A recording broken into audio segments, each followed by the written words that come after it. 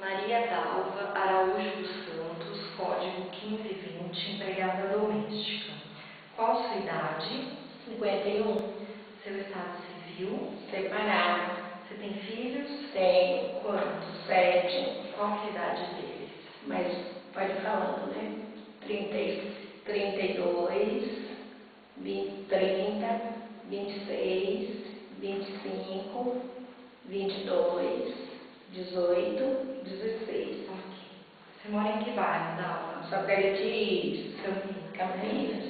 Você está aqui hoje se candidatando a uma vaga de empregada doméstica. Sim. Você relata uma experiência na casa da dona Érica. Como é que era a sua rotina na casa? Lá eu lavava, passava, cuidava da casa, cozinhava, cuidava das crianças. Quantas crianças eram? 2. Você lembra a idade delas? 14.